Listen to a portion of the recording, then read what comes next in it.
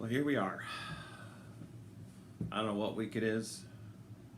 I'm sure for many of you, every day feels like Saturday, maybe. Maybe you feel like, hey, this is what retirement's like. Hope not, because I'm tired of being at home. But it gives us lots of chances to watch movies and shows. And what we often see in those movies is that the hero in the movie gets applied a bunch of pressure. So this pressure builds on this hero, especially in their origin stories. And so, if you're like my kids, they enjoy Star Wars, they enjoy the Marvel movies, and in each one you see the origin of that hero facing the pressure to make a choice. They discover that they have abilities, or they discover that they've been put in a position of some sort of power and control, and so this pressure builds to get them to turn to evil. In Star Wars, it's turning to the dark side, and that pressure can be applied in multiple ways and multiple times, and it's a huge part of the origin story of that hero, so that you see where they came from, what they overcame to become the hero down the road. And of course, in the end, to make the movie a good movie, the hero chooses the right path. He chooses what's right, he fights evil, he defeats it, and everybody's all happy, and they're like, wow, that was awesome, and the movie company makes $1 billion. But the point I'm making here is that we all face pressure. We all face struggles and trials, and that's what we're going to look at as we keep going on our buddy Joseph this week. We'll be in Genesis chapter 39, so if you want to get that open and get it ready, go ahead. But I'll bring you up to speed. Last time we saw Joseph was facing a decision. He could choose the dark side, and he could take action on the offer that Mrs. Potiphar was making, or he could choose to walk away. And we were able to see the difference between him and Mrs. Potiphar as she was consumed with the temptation of Joseph. We know that he was a pretty good looking guy, and and he was successful, and she saw that God was with him, and he was protected. And so she was consumed with this temptation, and we pick up this time where Joseph is facing his decision. He's got to make the final decision coming up, and he is ready to act on it. And we'll finish the story next week. I know I coughed. I don't have coronavirus. Okay, I have asthma a little bit, and whatever. So we're gonna finish it next week. But what we see him being is the hero, and him refusing to turn to the dark side. So let's get right into it. In Genesis chapter 39, we read that Mrs. Potiphar kept applying pressure to Joseph. It said this: she kept putting pressure on Joseph day after day, but he refused to sleep with her, and he kept out of her way as much as possible. The temptation kept coming. And can you picture the movie scene here?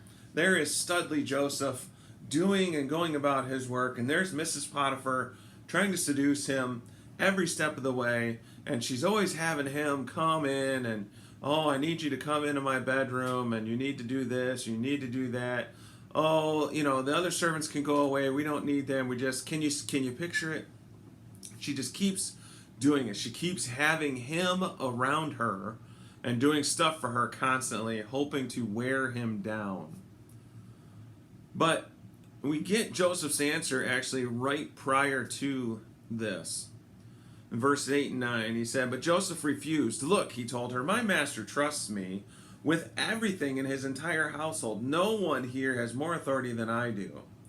He has held back nothing from me except you, because you are his wife. How could I do such a wicked thing? It would be a great sin against God. Joseph's making it clear, you have been trying and trying and trying. I have told you no, I've told you no means no, and I'm not going to, and here's why. He reminds her of her husband, the captain of Pharaoh's guard, the head of the Secret Service, probably a pretty mighty warrior. I don't know if he'd fall in the category with David's mighty warriors. If you've never read about them, get in 2 Samuel and you'll read about them. They're pretty awesome. And it will also change your picture on David and Bathsheba, because her husband was one of his mighty warriors.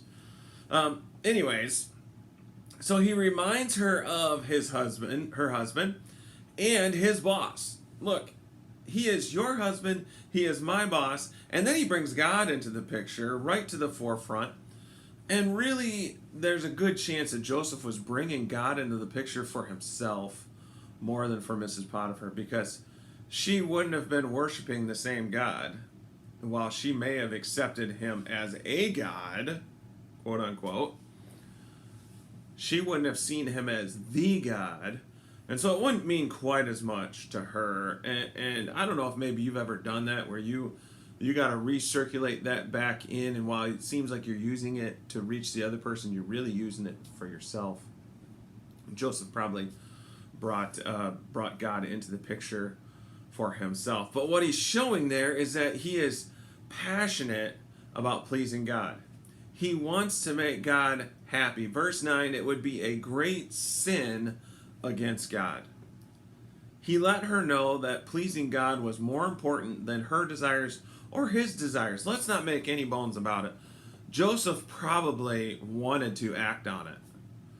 I would be surprised if the physical side of him wasn't saying, oh yeah. But his spiritual side, his mental side, his heart side was saying, you know, that's not the right choice. And so he was more concerned with pleasing God. God was more important forever than Joseph having a few moments of pleasure. And so he kept telling her, he kept repeating her, and he kept avoiding her. And we'll see in the story next week how she was one persistent little lady, and she kept going with it. We are to be passionate about pleasing God. God loves us. He sacrificed for us. Jesus died on the cross for us. He gave his life for us. He gave it for you. And that should stir a passion to want to please him. Follow Joseph's lead. Be passionate about pleasing God. In every part of your life, be passionate about pleasing him. No matter what we face, you are going to face temptations. You're going to face struggles and trials.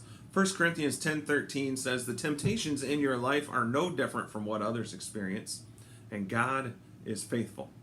He will not allow the temptation to be more than you can stand. When you are tempted, he will show you a way out so that you can endure.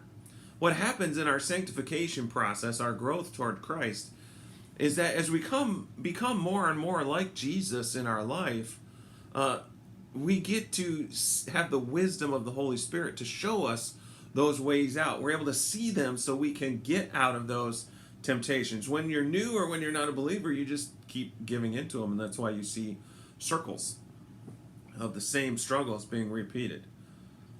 But to be able to do that, we've got to do our best all the time. Through the struggles, through the temptations, even through success, we need to always do the best. Striving for our best no matter what God has you doing. What's striving for our best? Striving for our best is striving for our best relationship with God.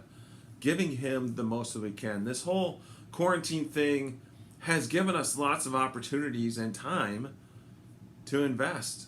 To invest in our family, to invest in our kids, to invest in our health, to invest in our relationship with God.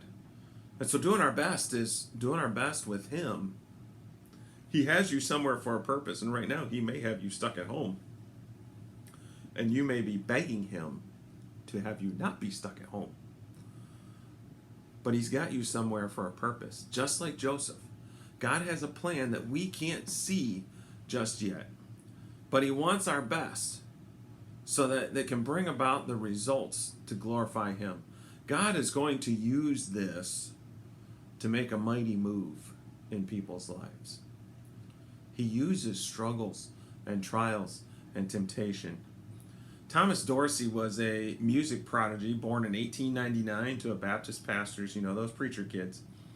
And he got to his teens, and being a music prodigy, he was amazing. And for those of us that do some music, he was probably one of those disgusting ones that you just kind of look and go, I can't stand that guy because he can sing and play anything he picks up.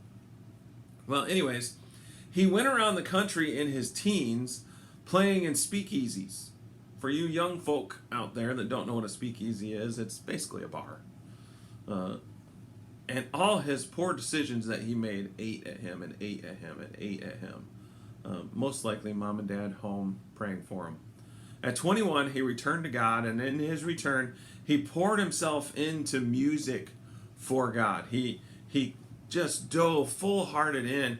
And in fact, he's credited with starting modern gospel music.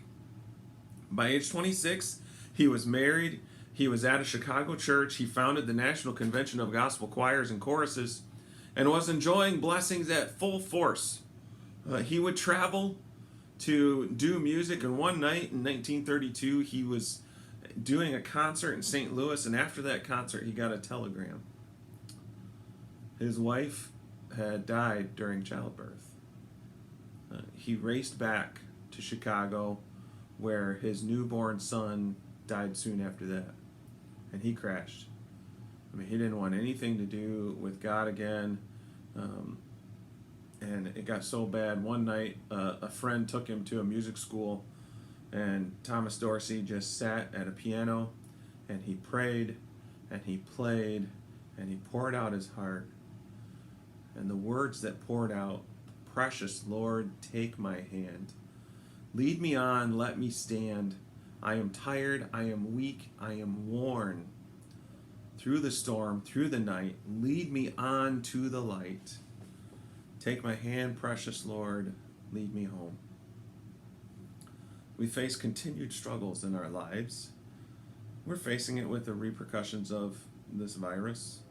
I don't really care which side of the fence you're on the whole thing, whether you think it was similar to the Spanish flu of 1918, or if you think it's a total overreaction. I don't really care, because either way, it's still put a struggle and strain on your life.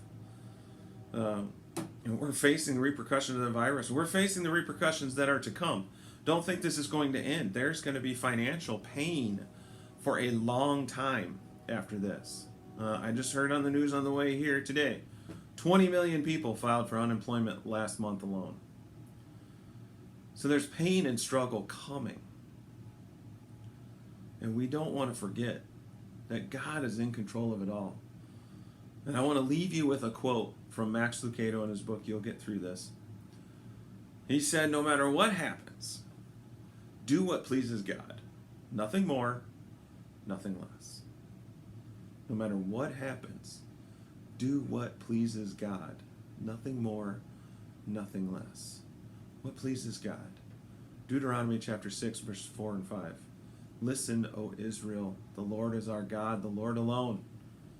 You must worship.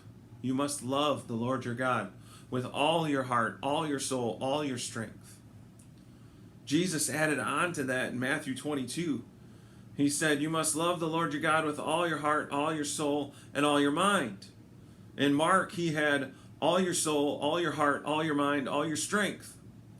But in both of those, Jesus then went on to say, and the second is equally important, love your neighbor as yourself.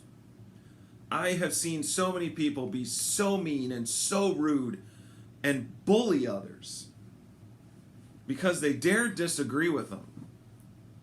Is that loving others as God has called us to love them? Do what pleases God. Love him with all your might. And love others as you love yourself. Take that challenge and encouragement this week. And remember, be blessed. Be a blessing. God loves you.